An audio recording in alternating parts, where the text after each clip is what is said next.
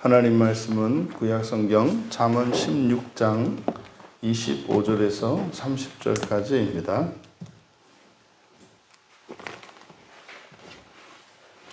우리 같이 한 목소리로 함께 읽겠습니다. 어떤 길은 사람이 보기에 바르나 필경은 사망의 길이니라. 고되게 일하는 자는 식욕으로 말미암아 애쓰나니 이는 그의 입이 자기를 독촉함이니라. 불량한 자는 악을 꾀하나니 그 입술에는 맹렬한 불 같은 것이 있느니라. 배역한 자는 다툼을 일으키고 말쟁이는 친한 벗을 이간하느니라. 강포한 사람은 그 이웃을 꾀어 좋지 아니한 길로 인도하느니라. 눈짓을 하는 자는 패악한 일을 도모하며 입술을 닫는 자는 악한 일을 이루느니라. 아멘. 죽음을 넘어 올바른 길을 가라. 죽음을 넘어 올바른 길을 가라 라는 제목으로 말씀의 은혜를 나누고자 합니다. 본문에서는 이제 예수를 믿는 그리스도인, 구약으로는 이제 언약의 백성들을 말하고 또 이 세상만이 있는 것이 아니라 보이지 않는 그리고 죽음 너머에 또 다른 세상이 있음을 아는 사람들, 이들을 이쉬라고 표현을 합니다.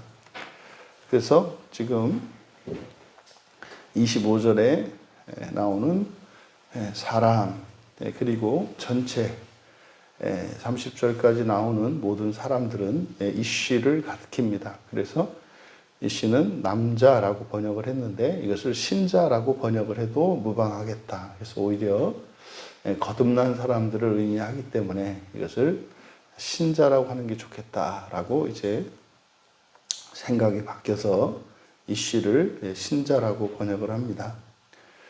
먼저 25절을 살펴보면 어떤 길은 사람이 보기에는 바르나 필경은 사망의 길이니라. 그냥 간단히 이야기하자면 모두 다 죽는다는 얘기입니다. 죽음은 어느 누구도 피할 수 없다는 겁니다. 이런 사람이든 저런 사람이든 선하게 사는 사람이든 악하게 사는 사람이든 또 의로운 사람이든 죄된 사람이든 그 결국은 죽음으로 끝난다는 거죠. 생로병사에서 벗어날 자가 없다는 얘기입니다. 그런데 그에 앞서서 신자의 우리말 성경은 보기에라고 이렇게 되어 있습니다. 그래서 보기에라고 번역한 것이 얼굴을 이렇게 번역한 거거든요. 얼굴은 파님인데 그래서 얼굴을 이렇게 보기에라고 번역하는 경우는 제가 알기는 없습니다. 그래서 얼굴이라고 할 때는 앞에라는 뜻이에요. 앞에. 누구의 정면에 또는 자기의 앞을 이야기할 때 얼굴, 이 파님을 씁니다. 그래서 그대로 직역을 하면 신자의 앞에 올바른 길이 있으며 이렇게 됩니다. 신자의 길에 올바른 길이 있으며 그리고 뒤에 이제 하반절이 지금 우리말 성경은 그냥 필경은 사망의 길이다 그랬는데 여기에 이제 그 이 마지막의 주어가 여성 명사예요. 그래서 그녀의 마지막입니다. 그대로 이제 대명사니까 이제 그녀의 마지막은 사망의 길. 그러니까 25절을 직역하면 신자의 앞에 올바른 길이 있으며 그녀의 마지막은 사망의 길이다. 근데 갑자기 이제 그녀가 툭 튀어나오는 겁니다. 그러면 여기서 말하는 이제 그녀는 그 여자, 여성으로 받을 수 있는 게 뭐겠는가? 근데 이제 뒤에 이어지는 이 내용들을 보면 여기서 여성 명사로 받을 수 있는 것, 이것이 이제 생명입니다. 생명. 지금 이 본문에서 여성 명사로 이렇게 받을 수 있는 것이 목숨, 생명이 아니라 네페시, 목숨입니다. 목숨밖에는 여성 명사가 없어요. 그래서 목숨으로 그대로 번역을 하면 목숨의 마지막은 사망의 길이다. 그러니까 여기서 이제 모든 육체의 목숨은 반드시 끝이 나게 되어 있다는 거예요. 그래서 육체의 목숨은 설사 죽기 전에 예수님이 오셔서 육체의 죽음을 경험하지 않고 부활하는 사람이 있을 수 있지 않습니까? 근데 그때조차도 육체가 가지고 있는 이 네페시, 이 육체의 목숨은 끝이 있어요. 부활을 하면 영원한 생명, 하나님의 생명으로 바뀌거든요. 물론 하나님의 생명 안에는 네페시도 들어가 있습니다만 사실은 그때 네페시가 그렇게 되는 게 아닙니다. 그걸 능가하는 것이기 때문에 그것 플러스 이렇게 되는 것이 아니라 질적으로 바뀌는 거죠. 그래서 육체의 목숨이라고 하는 것은 어차피 죽게 되어 있다는 거예요. 단지 신자라 할지라도 올바른 길이 있다라고 하는 건 뭡니까? 올바르지 않은 길도 있다는 거예요. 그래서 올바른 길도 있지만 올바르지 않은 길도 있다. 이게 너무나 당연한 이야기인데 종종 신앙을 가지고 있는 사람들의 어떤 특권 의식이 옳고 그름에 대한 기준을 무시하려고 하는 경향이 있어요. 그래서 어떤 광신적 집단이나 이렇게 어떤 무엇인가에 도취되게 되면은 모든 사람에게 적용되는 이런 도덕적 선의 어떤 기준들이 자신들에게는 적용되지 않는 것처럼 착각하는 경우들이 있거든요. 그러니까 여기서 지금 25절에서 말씀하는 것은 신자라 할지라도 올바른 길이 있고 그렇지 않은 길이 있다는 걸 이야기합니다. 그러니까 또 하나 하반절에서 뭐예요? 육체의 목숨이라는 것은 사실은 죽기 위해서 태어났다는 거거든요. 목숨으로만 놓고 보면. 그러니까요. 어차피 누구나 다 경험하게 되는 이 육체의 죽음. 이것은 피하려 하거나 그것을 두려워할 대상이 아니라는 거예요. 그러니까 뭡니까? 주어진 그 기간. 그것이 얼마만큼의 기간인지는 알 수 없습니다만은 그 주어진 기간 안에서 그 목숨을 가지고 가치 있게 의미 있게 사는 게 중요하다는 거죠. 무가치하게 살지 말고. 그런데 사실은 이 죽음을 두려워하게 되면 죽음을 피하고 죽음을 늦추느라고 인생을 다 허비하게 됩니다. 이게 바로 오늘날 우리들의 삶을 들여다보면 그렇거든요. 가만히 들여다보면은 죽지 않으려고 또 늦게 죽으려고 거기에 이제 많은 시간과 돈과 많은 힘과 이런 자원들을 투자하며 살고 있어요. 그러니까 정말 가난했을 때 그때는 진짜 하루하루 죽지 않고 하루하루 사는 게 목표였어요. 오죽하면 밤새 안녕하셨습니까가 인사였겠습니까? 그러니까 하룻밤을 무사히 죽지 않고 또 한 날 살게 된 것이 복된 일이어서 밤새 안녕하셨습니까? 이렇게 인사하던 나라 아닙니까? 그러면 이제는 그런 먹고 살 걱정 안 해도 되고, 정말로 전 세계에서 부유한 나라 중에 이제 손꼽히는 나라가 되었는데도 불구하고, 지금 보세요.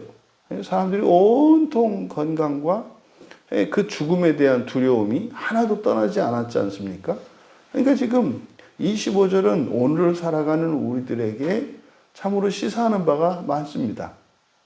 가난할 때나 부하게 되었을 때나 또 진짜 영양실조에 걸렸을 때나 영양 과다가 되었을 때나 우리들의 걱정, 근심 그리고 관심이 그다지 달라지지 않은 것을 우리가 알 수 있어요.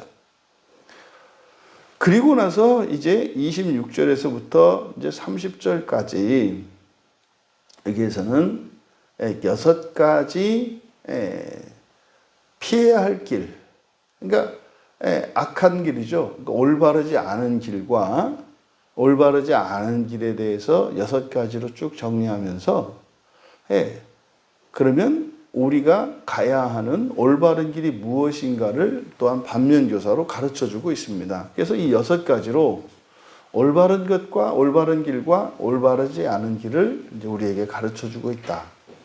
그럼 26절, 첫 번째로 26절에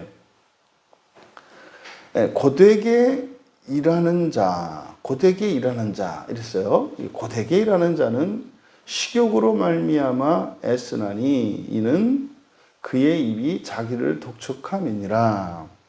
여기서 먼저 고되게 일하다라고 하는 이 말, 이게 아멜이거든요. 이게 아멜은 고되게 일한다 해서 특별히 이렇게 힘들여서 수고하고 애쓰고 뭐 흔히 말하는 뭐 사람들이 하기 싫어하는 또 힘들어하는 특별히 어려운 일을 말하는 것이 아니라 그냥 노동자입니다. 노동자. 이 아멜이라고 하는 게 노동자예요. 그러니까 사람이 일을 하려면 힘을 쓰지 않을 수가 없잖아요. 힘을 쓰는데 그냥 편안하게 힘 쓰는 게 아니잖아요. 어떤 일이든지 아무리 쉬워 보이는 일도 모든 일에는 수고가 따르게 되어 있습니다. 그런 의미입니다. 그러니까 여기서 특별히 고되게 일하는 자라고 하는 이 말이 뭐 굉장히 특별히 열심히 하고 그런 게 아닙니다. 그냥 수고하며 사는 목숨이에요. 여기 지금 사람으로 번역되어 있는데 고되게 일하는 자 이렇게 되어 있거든요. 여기를 바로 앞에 25절에서 그녀의 마지막 할 때 그녀를 네페시 목숨으로 받았지 않습니까? 26절에 여기서 고되게 일하는 자라고 번역한 여기 네페시거든요. 그대로 직역하면 수고하며 사는 목숨이에요. 수고하며 사는 목숨. 그러니까 이건 뭡니까? 모든 사람을 의미해요. 심지어는 모든 동물, 모든 식물 다 포함합니다. 뭐 식물도 그 살기 위해서는 광합성 작용을 해야 된다는 거. 뿌리에서 막 그냥 물을 끌어올리고 말이죠. 햇빛을 받아들여 가지고 그걸 광합성 작용을 해서 뭐 이렇게 해서 이산화탄소를 만들어내고 산소를 뿜고 막 하는 뭐 이런 과정을 통해서 살아간다는 걸 우리가 다 알지 않습니까? 그러니까 생명이 있는 모든 것들은, 그러니까 육체의 생명, 이 네페시라고 하는 그 특징이 다 뭐 하는 거예요? 수고하는 거예요, 수고하는 거. 그러니까 이것 자체가 무슨 악하다 이게 아니죠. 그런데 여기서 말하려고 하는 것은 수고하는 목숨은 무엇을 위해서 일하느냐? 여기는 지금 우리말 성경에 식욕으로 말미암아 밑줄 치시고요. 여기는 식욕으로 말미암아라고 번역한 것은 너무 의역입니다. 뒤에 그의 입이 자기를 독촉함이나 입이 나왔기 때문에 여기를 이제 식욕으로 말미암아라고 번역을 한 건데 원문은 그게 아니고요. 그냥 자신을 위해입니다. 수고하는 목숨은 자신을 위해 수고한다. 그러니까 이건 지금 뭐라고요? 올바르지 않은 길, 피한 길에 대해서 얘기를 하는 거예요. 그러니까 자신을 위해 수고한다. 이유를 밝혀요. 왜냐하면 그의 입이 자기를 독촉하다라고 번역한 게 아카프, 강요하다입니다. 그의 입이 그를 강요하기 때문이다. 그러니까 첫 번째 올바르지 않은 길은 뭡니까? 그냥 먹고 살기 위해서 내가요. 내가 그냥 먹고 살기 위해서 수고하는 것, 그렇게 살아가는 것, 이것이 올바른 길이 아니라는 거예요. 여기서 그러면은요, 우리들이 그 의미를 찾아야죠. 여러분, 우리가 이 세상에 태어난 것은 먹고 살기 위해서 태어난 게 아니라니까요. 그게 아니라고요. 사람이 태어난 건 말입니다. 부활을 위해서 태어난 거라고요. 부활을 위해서. 애벌레가 고치집을 짓고 그 안에 들어앉아 있는 것은 그 안에서 그냥 하루하루를 살기 위해서 있는 게 아니라고요. 그 고치 속에 있는 그 애벌레조차도 그 고치 안에 갇혀서 살아가는 목적이 뭡니까? 그걸 뚫고 나비가 되기 위한 거라니까요. 그러니까 사람이 이 세상에 태어난 것은 육체라고 하는 고치 속에서 살아가는 요 생명을 목숨, 네페시라고 해요. 그럼 이 안에 있는 목적이 뭐라고요? 부활이란 말이에요. 그러면 부활이 되는 그 순간, 그걸 죽음이라고 하거든요. 그 죽음 자체가 아름다운 겁니다. 그렇다고 해서 죽음을 미워하거나 그럴 필요가 없어요. 왜요? 아니, 고치 속에 있는 애벌레가 빨리 죽으면 빨리 부활하느냐? 그렇지 않거든요. 부활할 준비가 맞춰져야죠. 맞춰져야 부활을 하는 거죠. 그러니까 준비되지 않은 상태에서 애벌레가 그 안에서 죽었다고 생각을 해보십시오. 어떻게 되겠습니까? 아니, 그 안에 썩어요. 그러니까 이 지옥이라는 과정이 절대적으로 필요한 거라니까요. 누구에게? 준비되지 않은 사람에게. 그러니까 지금 26절에서 이야기하는 것은 태어나서 인생을 사는데 그저 자기 몸 하나 먹고 살기 위해서 일하는 것, 이것은 올바른 길 아니라는 거예요. 두 번째로 27절에서 불량한 자에 대해서 말합니다. 불량한 자는 악을 꾀하나니 그 입술에는 맹렬한 불 같은 것이 있느니라. 여기서 이제 불량한 자라고 번역할 때 뒤에 있는 자, 이때는 이쉬입니다. 이쉬. 그러니까 26절은 네페시니까 이거는 생명 있는 모든 사람들을 뜻하는 것이고 27절은 이쉬니까 신자예요. 남자라고 번역했던 것을 신자라고 번역을 한다. 그런데 불량한 신자네요. 불량한 신자. 그럼 뭐가 불량한 신자일까요? 여기서 불량한이라고 번역한 이 단어는 벨리야알이라는 말이거든요. 벨리야알. 이 벨리야알이 의미하는 것은 가치 없음, 무가치함, 무익함 이런 뜻이에요. 그러니까 불량하다라고 하는 이것이 우리가 생각하는 의미와 많이 달라요. 그래서 이 벨리알은 무가치함, 무의미함 뭐 이런 뜻입니다. 무익함. 그러니까 무가치하게 사는 신자가 불량한 자예요. 여기 지금 우리말 성경에 불량한 자라고 된 것은 무가치하게 사는 신자. 여러분, 무가치하게 사는 신자가 뭐겠습니까? 사람은 예를 들어서 하나님 말씀이, 성경이 하나님 말씀이라는 것을 모르거나 믿지 않아요. 또 예수 그리스도를 믿지 않아요. 예수 그리스도를 믿지 않는 것은 그리스도께서 나를 위하여 행하신 그 지상의 공생의 그 대속의 사역, 그 십자가의 그 공로와 그 사랑과 그 은혜를 믿지 않는 것이고 또 그 약속을 믿지 않는 겁니다. 그러면 예수님을 믿지 않아요. 그리고 십자가 사역을 믿지 않아요. 그리고 예수님의 약속을 믿지 않아요. 그러면은 심판받고 부활해야 되는 겁니다. 그러니까 그게 부당하지 않아요. 예수 믿지 않아서 지옥에 안 가는 것이 아니라 예수를 믿어서 지옥에 가지 않을 수 있는 거라 그랬잖아요. 그러니까 예수를 믿는다는 것은 심판을 받지 않는 것을 의미해요. 어떻게 안 받느냐? 예수님이 대신 심판을 받아서 죽으셨기 때문에 내가 받아야 될 심판의 결과인 죽음을 예수님이 치르셨어요. 그러니까 내가 그걸 치르지 않을 수 있다고요. 그 죽음이 의미하는 바는 지옥이란 말이에요. 근데 그뿐만 아니라 예수를 믿으면 약속이 있어요. 육체의 목숨이 다하면 그때 하나님께서 심판을 면하여 우리를 부활시키겠다고 하는 예수님의 약속이 있어요. 그러니까 예수님이 생명이다. 나를 믿는 자는 멸망치 않는다라고 하는 예수님의 약속. 그러니까 예수를 믿으면 심판을 받지 않고 부활할 수 있게 되는 겁니다. 그러니까 예수를 믿어서 그렇게 되는 거지 믿지 않아서 지옥에 가거나 멸망하거나 이게 아니란 말이에요.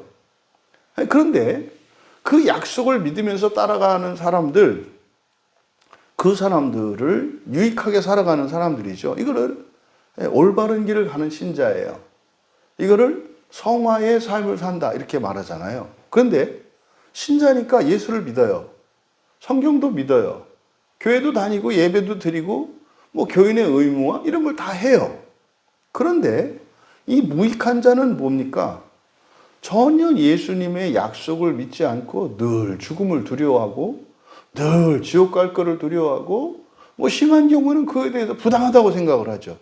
왜 그래야 돼? 뭐 이런 말도 안 되는 생각. 이런 것들이 벨리알에 해당합니다. 그러니까 이렇게 오히려 무익하게 살아가요. 근데 이 사람들을 그래서 27절을 직역하면 우리는 불량한 자는 악을 꾀한다. 이렇게 이제 번역을 해 놓았습니다만은 여기서 주어 그러니까 수식어입니다. 그러니까 악을 꾀한다. 그래서 꾀하다라고 하는 카라가 파내다, 파다 뭐 이런 거거든요. 그게 도모한다라는 거죠. 그래서 이 무익함의 신자, 무가치하게 살아가는 신자들을 수식하는 말이 악을 도모하는이에요. 그러니까 악을 도모하는 무익하게 사는 신자들, 무익함의 신자는 그의 입술에 결국 이제 그럼 그 사람이 무익한 신자인지 아닌지, 무익하게 살아가는 신자인지 아닌지 어떻게 아는가? 첫째, 악을 도모한다는 거예요. 악을 도모하는 무익함의 신자는 그의 입술에 맹렬한 불, 타오르는 불이에요. 맹렬한이라고 하는 말이 타오르는, 불타는 이런 뜻이거든요. 타오르는 불 같은 것이 있다. 그러니까 두 가지로 알 수 있다는 거예요. 첫째, 무엇인가를 계획하고 일을 하는데 자기에게 해가 되는 일을 해. 그게 악을 도모한 거죠. 그러니까 행위를 보고 알 수 있고, 두 번째, 말을 보고 알 수 있다는 거예요. 그러니까 그의 입술에는 타오르는 불 같은 것이 있다. 타오르는 불이라고 하는 것은 파괴하고 죽이고 멸망시키는 겁니다. 그러니까 사랑에 반하는 거죠. 살리는 것은 사랑의 특징이고요. 죽이는 것은 바로 이 불의 특징입니다. 그래서 선을 도모하는 행실과 그리고 선을 도모하지 악을 도모하는 행실과 그리고 파괴하는 말을 하는 사람들이 바로 무가치하게 무익함의 신자, 그대로 직역을 하면 그러니까 무가치하게 사는 신자라는 거예요. 여러분, 신자가 무가치하다는 것은요, 구원을 이루어서 부활을 위해서 살아가는 것이 신자가 된 그 가치를 누리면서 살아가는 사람인 거죠. 하나님의 자녀가 되는 권세를 받았어요. 그 권세로 어떻게 살아야 돼요? 하나님 자녀 되기 위해서 살아야죠. 근데 그 권세를 받았는데 사람 되기 위해서 살아가. 이게 무익하게 살아가는 거다 이 말이에요. 이게 여러분 2000년 동안 계속되고 있는 거라니까요. 그러니까 사람으로서 필요한 것과 사람으로서 받아야 될 명예와 존귀는 하나님이 주시는 대로 살면 돼요. 그거는 돈을 많이 주시거든 부자로 살고요. 명예와 신분을 높여주거든 높은 자리로 살면 돼요. 근데 중요한 건 뭡니까? 그건 우리의 목적이 아니라는 거죠.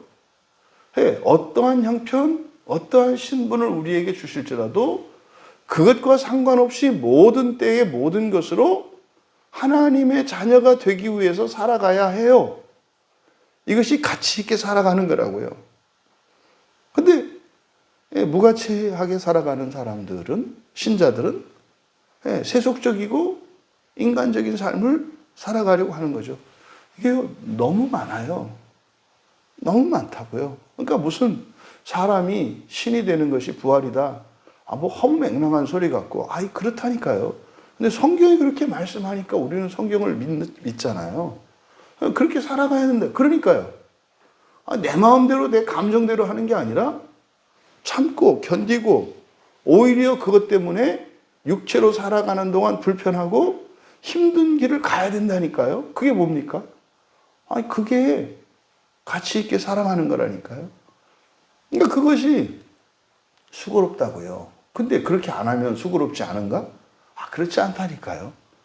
그러니까 하나님의 자녀가 되기 위해서 수고하면서 살아가는 사람과 인간이 되기 위해서 수고하며 살아가는 사람들, 이거를 가치가 있다 없다로 지금 설명한 거죠. 그러니까 두 번째로 우리에게 이야기하는 건 뭡니까? 무가치하게 살지 말라는 거죠. 무가치하게 살지 마라. 예수를 믿었고 신자가 되었으면 하나님 자녀 되기 위해서 살아가라. 부활을 위해서 살아가라. 이거죠. 그랬을 때 성경이 필요한 거예요. 근데 그럴 마음이 없으니 성경이 귀찮고 번거로운 거죠. 이게 답지가 아니죠. 나와 상관이 없으니까. 세 번째로 28절에 패역한 자에 대해서 이야기합니다. 패역한 자는 다툼을 일으키고, 또 네 번째, 말쟁이는 친한 것을 이간하고. 그래서 28절에서는 두 가지, 패역한 자와 말쟁이에 대해서 얘기를 합니다. 패역한 자 할 때 여기도 이슈예요. 그러니까 패역한, 근데 이때 패역한이라고 번역한 단어가 타흐푸카라는 말인데, 이거는 외고집, 옹고집 이런 뜻입니다. 외고집, 옹고집. 그러니까 외고집, 옹고집이라는 게 뭡니까? 일제 다른 사람의 이야기를 듣지 않고 자기의 뜻대로, 자기 생각대로만 살아가는 사람이죠. 옳고 그름이 자기 자신이에요. 내가 다 옳아요. 이게 외고집입니다. 그러니까 이거를 패역한 자라고 번역한 거예요. 그래서 이런 패역한 자는 다툼을 일으킨대요. 그러니까요. 이렇게 사는 것은 올바르지 않다 이 말이에요. 그러니까 올바르게 사는 게 뭡니까? 패역하지 않은 거. 외고집, 고집 부리지 않는 거다 이 말이에요. 고집 부리니까 외고집. 그러니까 아주 옹고집으로 살지 않는 거예요. 이 사람이 고집이 없으면 됩니까? 있어야죠. 있어야죠. 그런데요, 이 고집이라고 하는 것이 부정적인 의미일 때는 선한지 악한지도 모르고 무조건 고소하는 것. 이게 이제 사실은 옹고집, 외고집이죠. 그런데요, 그것이 선한 것이고 의로운 것이라면은 포기하지 말아야죠. 그때는 이런 굳은 신념, 이런 고집이 있어야죠. 그래서 여기서 말하는 부정적인 의미에서의 패역한 신자라고 한 이 외고집은 사실은 하나님의 말씀에 설득되지 않는 사람을 말하죠. 그러니까 내가 이해할 때까지, 내가 납득이 될 때까지는 하나님 말씀을 받아들이지 않죠. 그러니까 이런 사람들은 어떻게 한다? 다툼을 일으킨다. 이 다툼이 뭐 사람끼리입니까? 뭐 하나님과도 다툼을 일으키죠. 그리고 네 번째 28절 하반절에 나오는 말쟁이는 친한 것을 이간한다. 여기서 친한 벗 밑줄 치시고요. 이때 이거는 친한 벗 아니고요. 알로프입니다. 알로프니까 우두머리예요. 우두머리. 이 우두머리는 뭐 어떤 지도자 이런 의미도 있습니다만은 잘하는 사람이에요. 여기서 누가 제일 잘해? 이런 거 있잖아요. 이건 누가 잘하지? 이거 누구 전문이야? 이게 알로프입니다. 그러니까 말쟁이는 어떻게 한다? 우두머리, 잘하는 사람들을 이간하다, 파라드, 분리하다라는 동사인데, 분리하다라고 하는 이 동사의 히피령입니다. 그래서 분리하게 할 것이다. 여기서 이제 말쟁이는 수다쟁이인데, 말쟁이는 우두머리를 분리하게 할 것이다. 무슨 말입니까? 잘하는 사람 험담한다 이 말이에요. 잘하는 사람을 험담을 해서 그 잘하는 사람을 사람들과 이렇게 분리시키는, 이간하는 일을 하는 거. 이거 옳지 않다는 거죠. 오히려 어떻게 해야 됩니까? 올바른 길은 뭡니까? 오히려 서로를 말이죠. 좋은 말을 해주고, 그래서 서로 화합하게 하는 것이 올바른 길이죠. 그리고 이제 다섯 번째로 29절에서 강포한 사람입니다. 강포한 사람은 이웃을 끼어서 좋지 아니하는 길로 인도한다. 여기서 이제 강포하다라고 하는 강포한 하마스거든요. 하마스. 그래서 이 하마스가 폭력적인 것을 나타내는데, 이때 폭력적이라고 하는 이것이 단지 막 힘을 써서 하는 폭력이 아니라 초점은 뭐냐면 법과 질서를 파괴하는 것입니다. 그래서 강포한 사람, 여기도 마찬가지로 이슈인데, 그러니까 법을 파괴하는 신자예요. 법을 파괴하는 신자. 그럼 신자들에게 있어서 법은 뭐겠습니까? 하나님 말씀이죠. 하나님 말씀을 막 어기는 거죠. 이런 것을 파괴하는 신자, 법을 파괴하는 신자. 이거를 이제 구약에서는 불순종이라고 하잖아요. 우상 섬기지 마라. 그런 우상을 섬기고 말이죠. 십계명을 주면은 그걸 자꾸 어겨. 이거를 강포한 사람. 그러니까 여기서 이 강포한 사람이라고 번역한 이것을 직역하면 법을 파괴하는 신자예요. 이게 법을 파괴하는 신자는 친구라고 되어 있습니다만 이것은 우두머리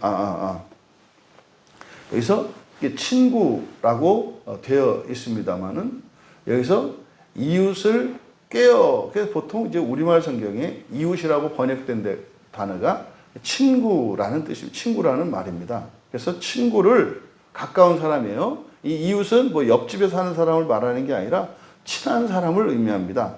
그러니까 친한 사람을 꾀어. 그래서 꾀다라고 번역한 게 파타가 넓다, 열려있다 이런 뜻이거든요. 그러니까요. 친한 사람은 누굽니까? 그러니까 법을 잘 지키는 사람을 유혹해가지고 법을 지키지 않아도 된다고 한다는 거예요. 그래서 이거를 친구를 깬다 그랬어요. 그렇게 해서 어떻게? 좋지 아니한, 그러니까 선하지 아니한 토부거든요. 그러니까 선하지 않은 길을 가게 할 것이다. 인도하다라고 번역됐는데 하라크는 믿음의 길, 구원의 길, 가야 할 길, 도리를 하면서 가는 거를 하라크라고 해요.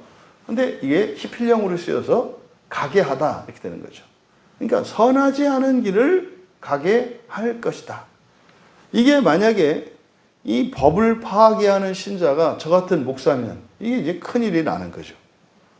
교인들 전체를 어떻게 해요? 선하지 않은 길로 가게 할 거니까요. 그게 이제 뭐 그냥 쉽게 얘기해서 이단 사이비 같은 사람들 아닙니까? 중세의 로마 교황 같은 사람 아닙니까? 그래서 바른 길로 가야 한다고 일어난 게 종교개혁이란 말이죠.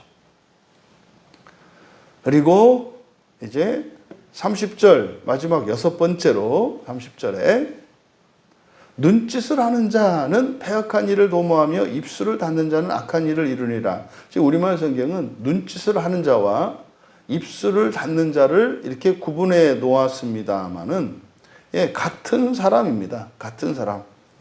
그래서 이 30절은 이렇게 번역을 해야 돼요.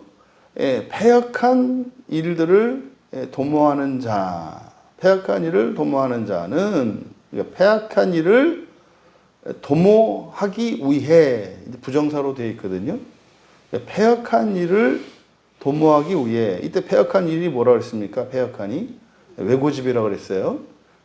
패역한 일을 도모하기 위해 눈짓을 하며 입술을 오므리는 자는 악한 것을 이룬다. 그러니까 6번째로 이야기하는 이 30절에 있는 내용은 앞에 20절에 패역한 신자, 외고집의 신자, 이거는 개인적인 거였잖아요. 근데 30절은 뭡니까?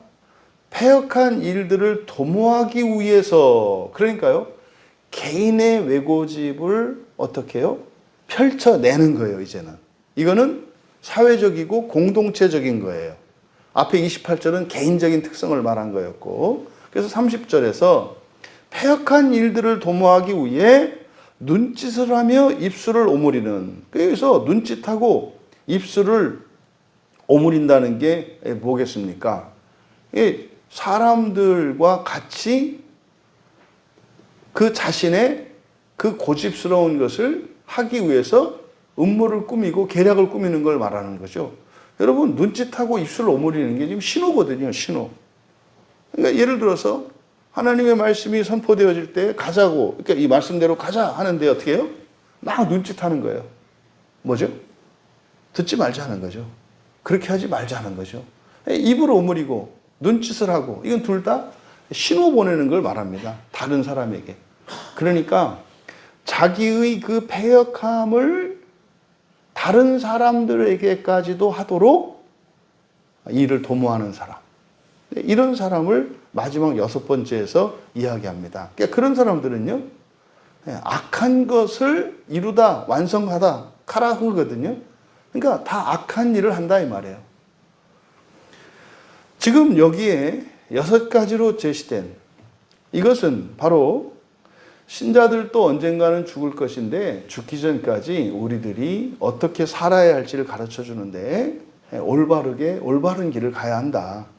근데 하지 말아야 할 것들이 있다. 그래서 그 6가지, 이 6가지를 제시함으로써 우리가 어떻게 올바르게 살아야 하는지를 가르쳐 줍니다. 우리는 이것이 첫째 부활을 위해서 살아가는 신자들의 삶에 대한 안내란 말이죠.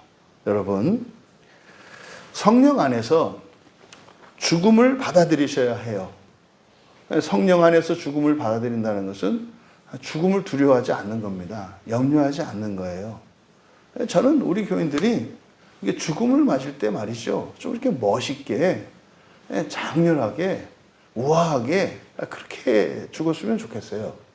막 죽지 않으려고 막 발버둥치고 막 이렇게 하기보다는 뭐 죽음이 찾아오면 덤덤히 그냥 받아들이고, 뭐 하루 이틀이라도 남은 시간이 있다면 인생을 정리해서 정말 후회 없는 인생이 되도록 그 남은 시간을 어떻게 살 것인가에 마음을 쏟으면서 살아갔으면 좋겠어요. 그게 성령 안에서 죽음을 받아들이는 겁니다. 그래서 어떻게 해요? 그러면 생명으로 죽음을 극복할 수가 있다고요.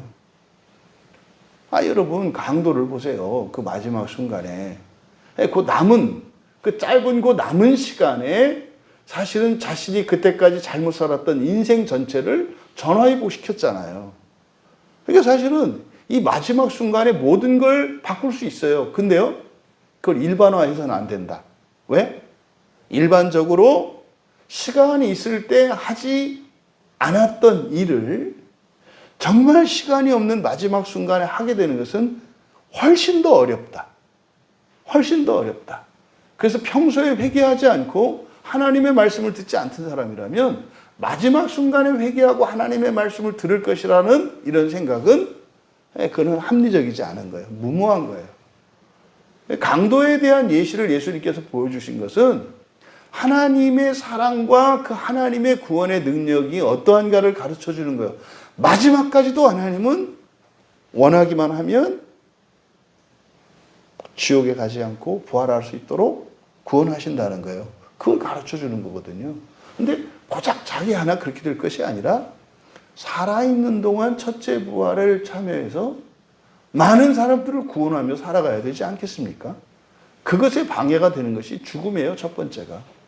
그래서 죽음을 두려워하지 마라. 절대 피하지도 말고 또 애써서 죽으려고 할 건 아니죠. 우리가 하나님의 말씀으로 얼마든지 또 우리의 생명도 늘릴 수 있다고 그랬잖아요. 어쨌든 성령 안에서 죽음을 받아들이고 그리고 생명으로 죽음을 극복하고 그래서 진리로 교제하며 평화를 누리며 살아가자. 이것이 예수 그리스도를 영접한 우리 신자들의 가장 영광스럽고 가치 있는 올바른 삶인 것을 주시는 말씀을 믿음으로 받아들이고 그 영광과 그 유익을 누리는 우리 모두 되시기를. 그래서 여러분 한 분의 삶을 통해서 많은 이들이 살아나고 많은 이들이 그 구원에 이르는, 그래서 여러분의 인생이 너무나 자랑스럽고 하나님의 기쁨이 되시는 우리 모두 되시기를 주님의 이름으로 축원합니다. 존귀하신 하나님, 사단 마귀가 걸핏하면 죽음을 들어 우리를 협박하고 우리를 위협하며 또한 우리의 삶, 우리의 자유를 빼앗을 때가 너무나 많습니다. 하나님 예수 안에서 이제는 사단 마귀가 감당할 수 없는 하나님의 생명을 가진 자들 되었사오니 그 어떤 죽음의 모양과 조각으로도 위협당하지 않게 하시고 남아있는 마지막 한 생명으로도 자신을 구원할 뿐만 아니라 세상을 구원하기 위해 살아가는 거룩하고 복된 신자들 다 되게 하옵소서. 감사하며 예수님의 이름으로 기도하옵나이다.